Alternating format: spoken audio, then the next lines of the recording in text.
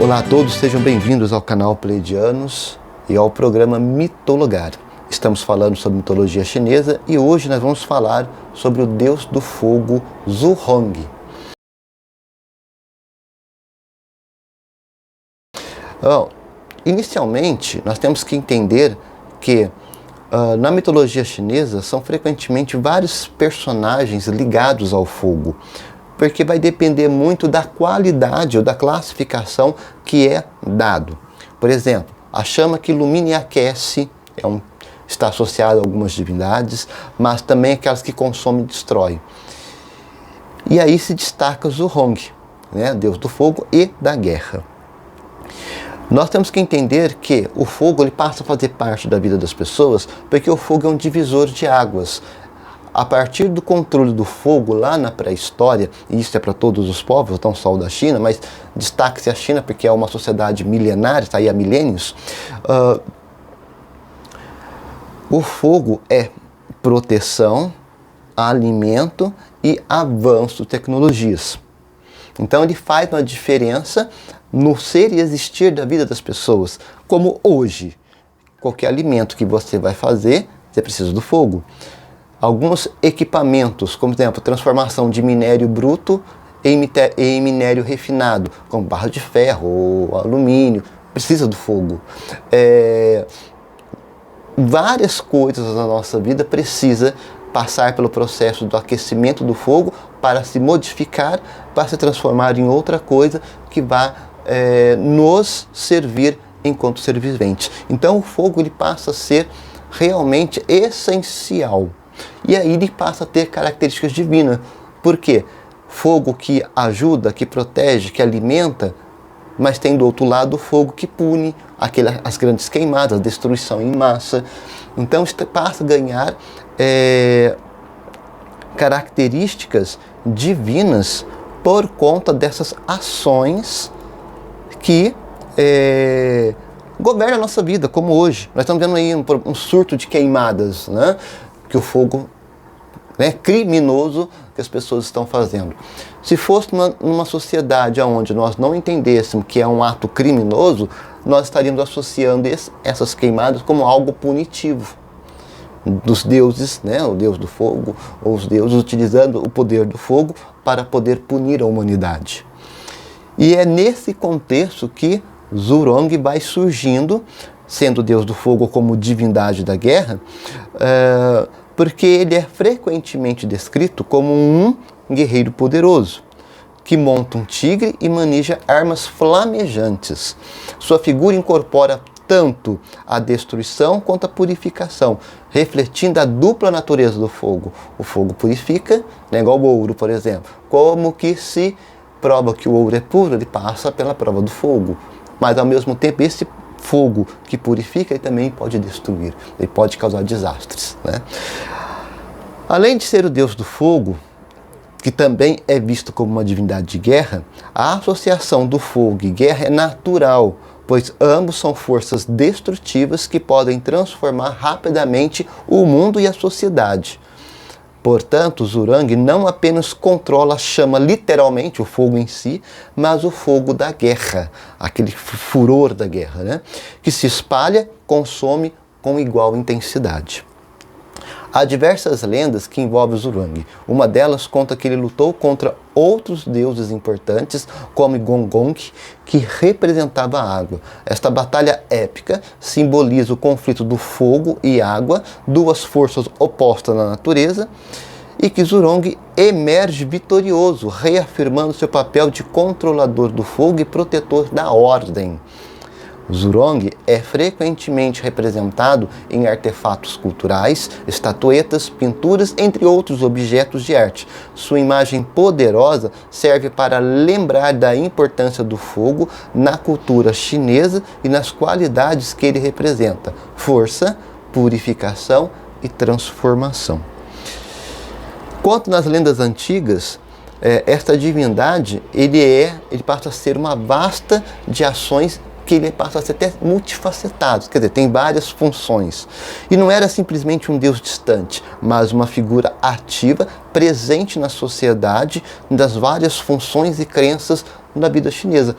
como hoje. O fogo está presente na nossa vida constantemente. Basta você pensar todas as coisas que estão ao seu redor que passa pelo processo do fogo. Você vai ver que tem muitas coisas que está desde o seu vestir, do seu calçar, das coisas que estão ao redor da tua casa, na decoração, utensílios, construção, passa pelo crivo do fogo para se transformar e chegar naquele ponto que ele é.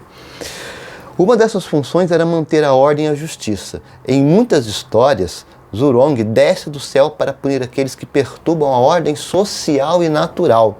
Sua ira é temida, mas suas ações são vistas como necessárias para preservar a harmonia.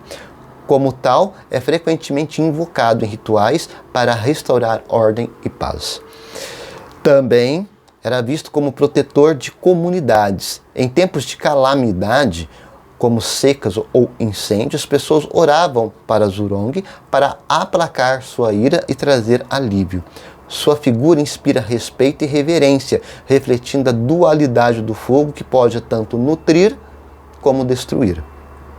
Algumas lendas também falam da relação de Zurong com outros deuses, em particular a sua total rivalidade com Gong Gong, como falei, que é o deus da água, que é muito icônico, né?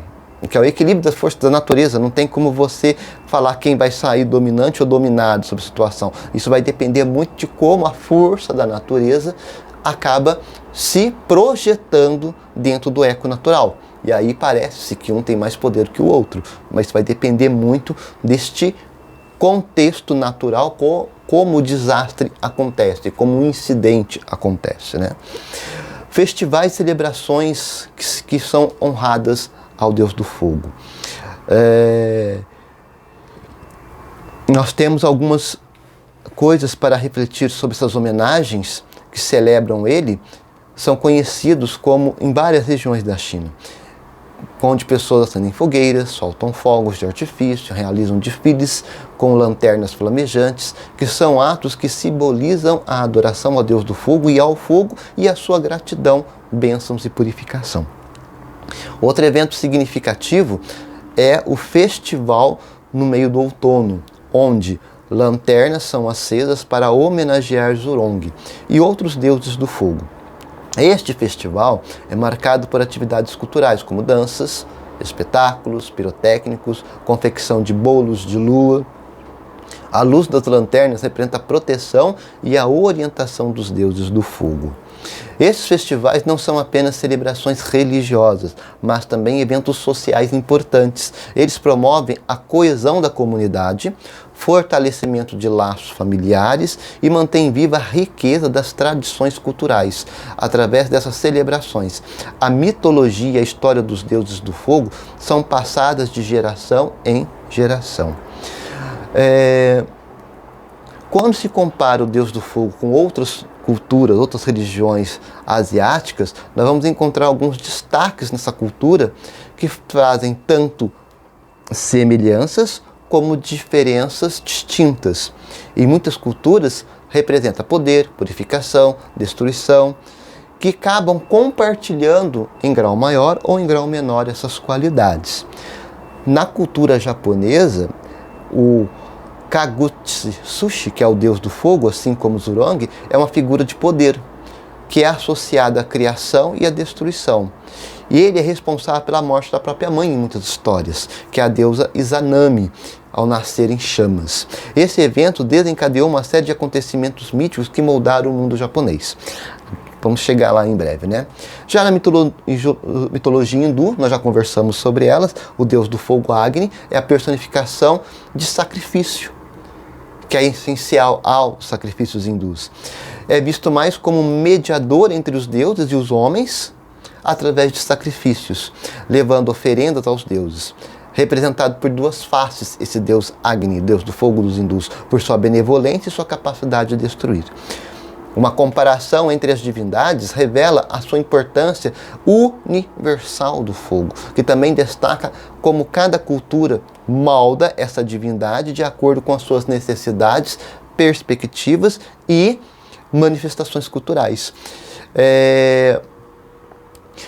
Quando nós olhamos todos esses deuses, nós vamos observar que eles vão desempenhar papéis cruciais dentro da ação dos povos, porque mexe com a nossa sobrevivência diretamente. Né? Não é apenas uma força da natureza como nós conhecemos hoje. Ele é um significado profundo porque ele mexe com a vida. Assim como o fogo hoje mexe com a nossa vida, no passado então era muito tanto quanto, porque não se tinha o conhecimento científico que nós temos hoje. Então é um apelo divino. Hoje nós entendemos que é uma força da natureza, mas essa força da natureza, olha o quanto que ela é empregada no nosso mundo, no nosso universo presente. Então nós vamos observar que essas coisas vão trazendo simbologias que vão ultrapassando o tempo e a história, escrevendo e reescrevendo a sociedade, uma sociedade que preza pelo equilíbrio e pela evolução tecnológica através do poder do fogo, vai dando significados e ressignificados para essa ação natural chamada fogo, que passa a ser muito mais do que apenas um mito ou uma divindade mitológica. Dentro da filosofia chinesa, o conceito dos elementos, né, que nós conhecemos como fogo, água e por aí vai, ao fogo é associado ao verão, ao coração, a cor vermelha, a emoção da alegria, simboliza calor e luz que sustentam a vida, mas também a capacidade de devastar e destruir. A dualidade do fogo é um reflexo da dualidade da própria vida do ser humano, filosoficamente. E em muitas práticas tradicionais, como medicina chinesa, o fogo é usado para descrever estados de saúde e desequilíbrio do corpo humano. Um desequilíbrio do fogo interno pode levar a condições como ansiedade, inflamação e insônia. As terapias tradicionais buscam restaurar o equilíbrio do fogo para promover a saúde e a harmonia. A simbologia do fogo também se manifesta em práticas culturais religiosas, como os templos, onde incensos é queimados para comunicar-se com os deuses, que são adornadas com chamas durante festivais. Essas práticas demonstram veneração e respeito pelo poder do fogo, integrando-o na vida cotidiana. Logo, gente, antes de nós partirmos para o aspecto psicológico, nós vamos observar que essa intimidade da vida humana com o fogo, ela foi sendo ascendente, né? Começou-se entendendo como um fator natural. Esse fator natural, em certo grau, toma um tom de divindade, e essa divindade, com o passar do tempo, vão entendendo o poder do poder do uso dessa divindade, do poder dessa divindade, que se chama o Deus do Fogo, e o fogo se desenvolve com a sociedade, e à medida que a sociedade vai entendendo e vai se desenvolvendo, vai ganhando novos nuances, novas aplicações, e deixa de ser o divino para ser o prático.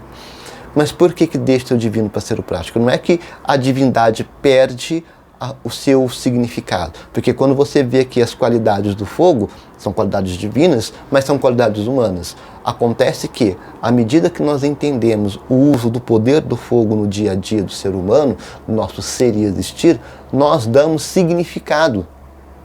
Da mesma forma que nós temos poderes dentro de nós, temos capacidade. Inteligência é um poder. Você não é divino simplesmente por você ter inteligência. A inteligência é uma coisa inata que você vai aperfeiçoando a dia, e você coloca a sua inteligência a serviço da vida, a serviço da sociedade, a serviço da humanidade. Então é algo que é ascendente. Várias outras coisas que nós temos, aptidões, qualidades, são também ascendentes. Nós muitas das vezes vamos nos encontrar como aspecto levado mais ou menos como se fosse uma qualidade divina, uma bênção divina, que com o passar do tempo, trabalhando, é uma coisa inata em nós nascemos com essas aptidões ou desenvolvemos certas aptidões com o tempo e vamos nos aperfeiçoando para colocar essas aptidões a serviço da sociedade, a serviço do mundo, né, das pessoas. Bem, quando nós observamos psicologicamente o fogo, o próprio fogo, o símbolo do fogo, né, ele representa criatividade e transformação. O fogo, desde tempos imemoriais, é associado à criação e à transformação e à energia vital. No contexto chinês, o fogo pode representar o potencial criativo dentro de cada indivíduo e a capacidade de transformar e de renovar. paixões e desejos. O fogo também é um símbolo poderoso da paixão, do desejo e das emoções intensas. O Deus do fogo pode, portanto, representar as forças impulsivas e instintivas da psique, que podem ser tanto construtivas quanto destrutivas. Purificação e iluminação. Em muitas culturas, o fogo é utilizado em rituais de purificação e iluminação. Nesse sentido, o Deus do fogo pode simbolizar a busca de conhecimento, purificação do nosso ego e ascensão espiritual.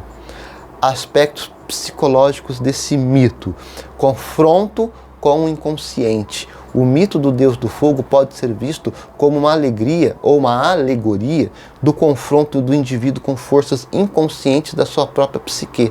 Fogo, como símbolo do inconsciente, pode representar tanto a energia criativa como destrutiva que habita dentro de cada um de nós.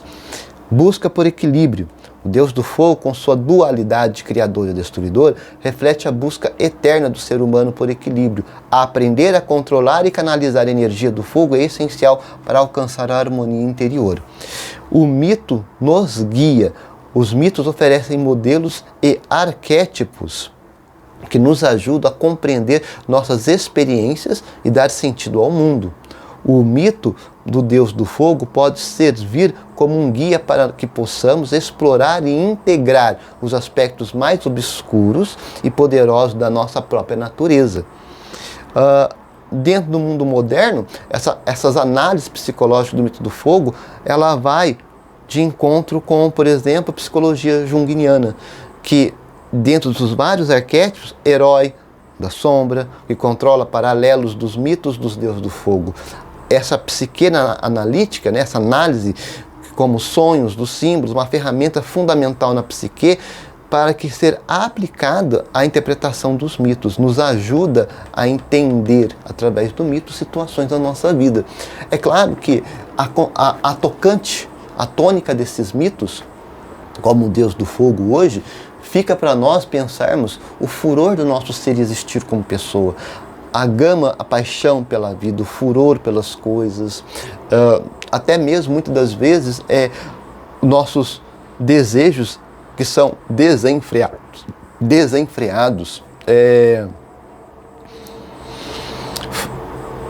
personalidades, né, ou emoções desenfreadas que podem causar problemas no futuro não muito distante para a própria pessoa e para os outros que estiver ao redor. Tudo isso vai mostrando a força deste fogo dentro da nossa vida. É necessário compreender que dentro desse arquétipo que nós estamos estudando hoje, que estamos nos debruçando hoje, nos coloca em primeira ponte o que nós estamos fazendo com esse fogo que está dentro de nós. Como que nós administramos esse fogo? Como que nós conhecemos esse fogo? E como nós temos que entender, conhecer, entender os seus limites para dominá-lo.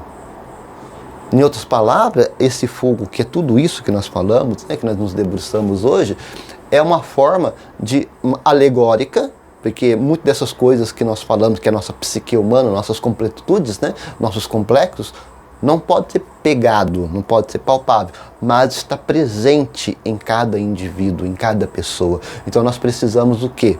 Compreender a profundidade deles, como eles nos governam, quais são as situações da nossa vida, da nossa existência, que essas situações nos desafia a nos conhecer os nossos limites para ter domínio, para que, obviamente, não tenhamos problemas, né? Mas muito mais do que não ter problemas é compreender a nossa capacidade de dominar, de trabalhar, e algo que poderia, inato em nós, nos prejudicar por falta de conhecimento, por falta de domínio, ser transformado em algo produtivo na nossa vida, algo que possa ser utilizável, e não simplesmente algo que você, quando passar o calor do momento, já esse ditado, você bota a mão na cabeça: o que foi que eu fiz? O que foi que eu falei? O que eu cometi? Evitar chegar nesse ponto em que você é obrigado a responder pelos atos impensados do calor do momento. no mundo moderno, falando de Brasil, no mundo atual, no contexto atual, é crucial nós dobrarmos esse furor, saber controlá-lo, colocá-lo em correntes, porque nós respondemos a esses furores, nós vamos responder pelo que nós fazemos. Não dá, numa sociedade harmônica, numa sociedade onde as pessoas vivem e convivem todos os dias juntos, não dá para cada um sair cuspindo fogo por todas as ventosas que tiver e que o outro que se lasque, né? Que eu estou no meu direito de fazer o que me der na telha por causa do furor que eu estou vivendo por algum motivo. Não dá. Porque se essa passa a ser a tônica, certamente nós entraríamos em extinção muito rapidamente. Porque os nossos furores causam situações que muitas das vezes nós não conseguimos controlar. E aí o desastre acontece, as consequências vêm, e elas vêm mesmo, e aí você vai ter que se responsabilizar pelos atos de um corpo, de uma mente que não foi devidamente trabalhada, educada para ser dominada. Basta você pensar quantos acontecimentos ao nosso redor nós sabemos por falta de domínio das nossas paixões, dos nossos desejos, das nossas frustrações, por conta de um furor de momento. É assassinato, é espancamento, é estupro, palavras ditas na hora errada, no momento errado, no lugar errado, agressões, discórdia, e por aí vai. Se ficar falando aqui, nós vamos amanhecer falando. Precisamos ter domínio. O domínio, ele é essencial.